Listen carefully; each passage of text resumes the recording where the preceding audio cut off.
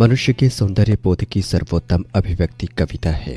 सौंदर्य बोध का रूप बदलता रहता है, इसलिए कविता की चेतना और अभिव्यक्ति पद्धति भी बदलती रहती है। जब तक जीवन की चैतन्य धारा प्रवाहित रहेगी, तब तक परिवर्तन की स्वाभाविक प्रक्रिया भी निरंतर चलती रहेगी। हमारे सौंदर्य बोध की निर्मित समाज के बीच होती है और समाज युग के साथ बदलता रहता है। साहित्य जीवन का अनुगामी है, जिसमें जीवन की जैसी धारा रही, उस युग में वैसे ही साहित्य का निर्माण हुआ। हिंदी साहित्य में भी इसी प्रकार जीवन की बदलती हुई परिस्थितियों के अनुसार परिवर्तन का क्रम लक्षित होता है। व्यक्तिगत विशेषताओं के बावजूद कला की एक सामूहिक विशेषता होती है जो युग विशेष में व्याप्त होती है। हिंदी साहित्य की गतिविधियां या प्रवृत्तियां जीवन की आवश्यकताओं और युग की परिस्थितियों के अनुसार प्रभावित हुई हैं।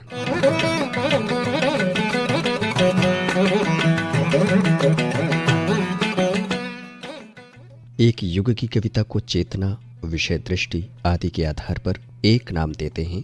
हिंदी कविता का प्रारंभ आधुनिक भारतीय भाषाओं के विकास के साथ हुआ। हिंदी कविता अपने जन्म के प्रारंभ से ही मनुष्य की बराबरी, उसकी सार्वभौमिक चिंता की कविता है, जो उसी सामान्य मनुष्य की भाषा में लिखी गई है। चित्त के संयम और आराध्य की उपासना में गाए हुए गीत ही हिंदी कविता का प्रारंभिक बिंदु है। 7वीं-8वीं शताब्दी में नाथ, जैन और सिद्ध कवियों की रचनाओं से आरंभ होकर जिस काव्यधारा का अजस्र प्रवाह आज प्रवाहित हो रहा है, उसे ही हिंदी कविता की विकास यात्रा माना जाता है। 1000 वर्षों से भी ऊपर वाली इस काव्य परंपरा का एक समृद्ध और निरंतर विकासमान इतिहास रहा है। हिंदी साहित्य के इतिहासकारों ने काल और प्रवृत्ति के आधार पर काल विभाजन किया है। काल की दृष्टि से आदिकाल, मध्यकाल और आधुनिक काल नाम दिए गए हैं और प्रवृत्ति की दृष्टि से वीरगाथा काल, भक्तिकाल, रीतिकाल और आधुनिक काल हैं।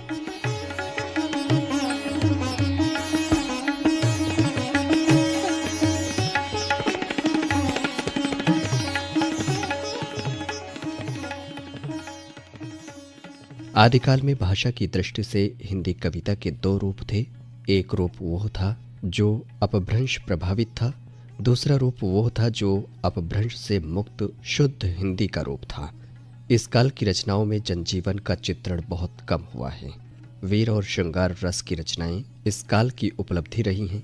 14वीं शताब्दी तक आते आते अनेक कवियों ने भक्तिधारा की ओर उन्मुख होना आरंभ कर दिया था। भक्ति काल में ईश्वर के निर्गुण और सगुण रूप को आधार बनाकर कवियों ने अपनी भावना को शब्दबद्ध किया था।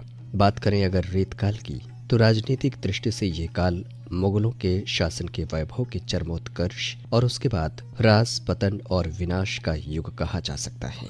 मुगल साम्राज्य के साथ राज्य सामंत विलासिता में डूब गए। सुरा सुंदरी की आराधना उनका लक्ष्य बन गया। परिणाम ये निकला कि दरबारों में पलने वाले कवि आश्रयदाता राजा और सामंतों की विलासी वृत्ति को उकसाने और तृप्त करने के लिए श्रृंगार रस की कविताएं लिखते थे। कवि सामंतों और राजाओं की विलासिता प्रवृत्ति और उनके मनोरंजन के लिए स्त्री के विभिन्न अंगों का वर्णन अपनी कविताओं में करते थे। हालांकि श्रृंगारिक काव्यधारा को थोड़ा नैतिक और सांस्कारिक रूप देने के लिए इसे राधा कृष्ण और गोपियों के प्रसंग से जोड़ने की कोशिश तो की गई है, लेकिन इन कवियों की रचनाओं में विषयगत विविधता का पूरी तरह अभाव रहा है।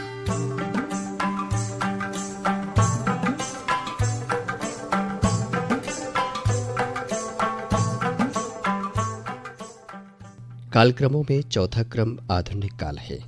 आधुनिक साहित्य की मूल प्रवृत्ति है यथार्थवाद। यथार्थवादी साहित्य की यात्रा का आरंभ भारतेंदु जी से माना जाता है। आधुनिक हिंदी कविता का विकास कई चरणों में हुआ है, जैसे प्रारंभिक कविता, छायावाद, प्रगतिवाद, प्रयोगवाद और स्वतंत्रता के बाद की हिंदी कविता यानी कि नई कविता। आधुनिक हिंदी कविता का प्रारंभ भारतेंदु और मैथिली शरण गुप्ते से होता है। खड़ी बोली को हिंदी कविता में प्रयुक्त और प्रचलित करने में उन्होंने अपना बहुत बड़ा योगदान दिया। साथ ही साथ भारतीय जनता की स्वतंत्रता और संघर्ष की चेतना को इन कवियों ने अपनी काव्य रचनाओं का विषय बनाया। द्विवेदी युग के कवि राष्ट्रीय जागरण की भावना से प्रेरित थे। रीतिकाल की विलासिता और श्रृंगारिकता से मुक्ति पाकर भारतीय युवकों में राष्ट्रीयता की नवीन चेतना का तेज भरने का प्रयत्न इस काल के कवियों ने किया।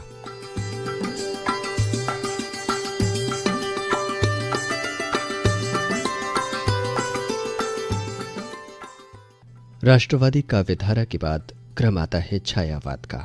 ये कालखंड आधुनिक हिंदी कविता का उत्कर्ष काल है, जिसमें मानववादी दृष्टि से आसपास के परिवेश, प्रकृति और सौंदर्य को शब्दबद्ध करने वाले नए कवियों की पीढ़ी सामने आई।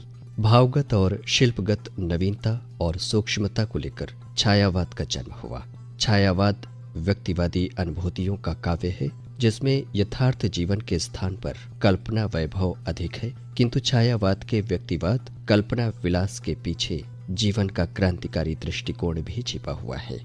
जयशंकर प्रसाद की कामायनी और आंसू, सूर्यकांत त्रिपाठी निराला की अनामिका, परिमल और गीतिका, सुमित्रा नंदन पंत की पल्लव, महादेवी वर्मा की यामा और दीपशिखा छायावादी युग की कालजयी कृतियां हैं। छायावाद के बाद प्रगतिवादी युग आता है, जो नवीन सामाजिक दर्शन था। प्रगतिशील साहित्य ने समाज के सुख दुख की अभिव्यक्ति को महत्व दिया है और अपनी सीमाओं के बावजूद हिंदी काव्यधारा के विकास में एक बहुत ही महत्वपूर्ण अध्याय जोड़ा। उसने काव्य को व्यक्तिवादी यथार्थ के बंद कमरे में से निकालकर जनजीवन के बीच प्रवाहित कर दिया। केदारनाथ अग्रवाल, नागार्जुन, रामधारी सिंह दिनकर, रामविलास शर्मा आदि इसी युग के कवि हैं। प्रगतिवादी युग के बाद अगर बात करें प्रयोगवाद की, तो प्रयोग तो प्रत्येक युग में होते आए हैं, किंतु प्रयोगवाद नाम उन कविताओं के लिए रूढ़ हो गया है जो कुछ नए बोधों, संवेदनाओं और उन्हें प्रेषित करने वाले शिल्पगत चमत्कारों को लेकर शुरू में तार सप्तक के माध्यम से सन 1943 में प्रकाशन में आईं और जो प्रगतिशील कविताओं के साथ विकसित होती गईं और जन्म हुआ नई कविता के युग का।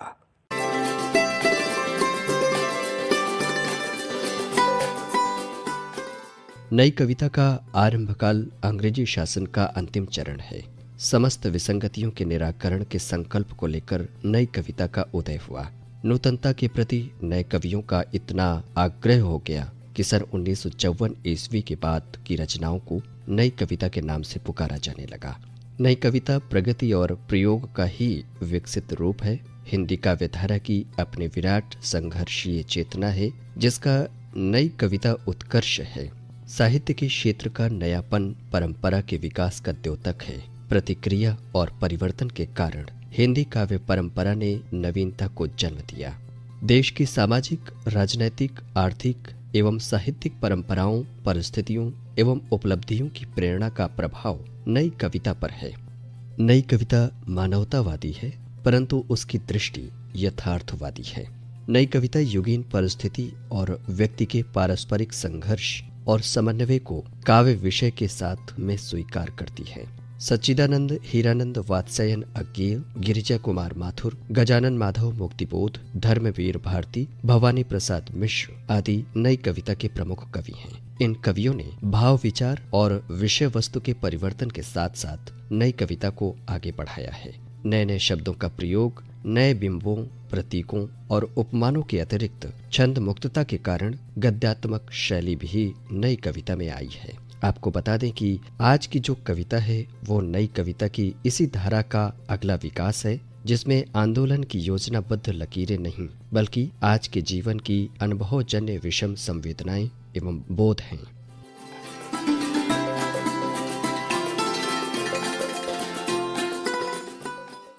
निष्कर्ष रूप में हम यह कह सकते हैं कि हिंदी कविता ने अपने सुदीर्घ और बहुआयामी विकास यात्रा के विभिन्न स्तरों को लांघते हुए हर युग में अपने सामाजिक दायित्वों का सफल और निष्ठापूर्वक निर्वहन किया है। आज भी आधुनिकता बोध के साथ साथ उसका सामाजिक स्तर व्यापक हुआ है। सत्य से प्रेरित होकर नए बिंबों, प्रतीकों, उपमानों और विषयों को लेकर नई कविता कालक्रम में जीती रही है और आज की कविता में एक ओर व्यक्तिगत पीड़ा को या स्थिति की विषमता को व्यक्त करने वाले कवि हैं, तो दूसरी ओर स्थिति की विषमता के विरुद्ध विद्रोह का आक्रोश व्यक्त करने वाले कवि भी हैं।